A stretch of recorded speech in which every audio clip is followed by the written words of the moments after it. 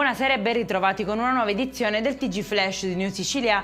In apertura chiusa dai NAS di Catania, una casa di riposo abusiva. È denunciato il titolare. Gli anziani erano alloggiati in ambienti fatiscenti, alcuni erano costretti a dormire addirittura sui divani a causa dell'elevato numero di ospiti e al gelo senza alcun tipo di riscaldamento nonostante le rigide temperature. Ci spostiamo a Palermo, dove un quindicenne è stato sorpreso vicino a una discoteca insieme ad alcuni amici con diverse dosi di droga e armato. Alla vista della pattuglia avrebbe cercato di nascondere qualcosa nei pantaloni, ma è finito in manette. Avvisati i genitori, è stato poi portato al centro minorile Malaspina.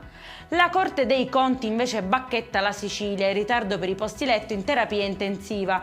Ne sono stati realizzati infatti solo 151 su 720 programmati. I giudici segnalano un disallineamento con il target nazionale. In appena 6 ore sono già oltre 1500 le richieste presentate per ottenere il cosiddetto reddito di povertà, la cui piattaforma è stata avviata oggi alle 12. Non si tratta di un click day, ma verrà stilata un'apposita graduatoria. C'è tempo fino al 15 aprile. È in chiusura il meteo, allerta gialla a tappeto su tutta l'isola per la giornata di domani. Questo è quanto comunicato dalla Protezione Civile regionale nell'ultimo bollettino. Per questa edizione è tutto, prossimo appuntamento domani alle 13:30. Buona serata.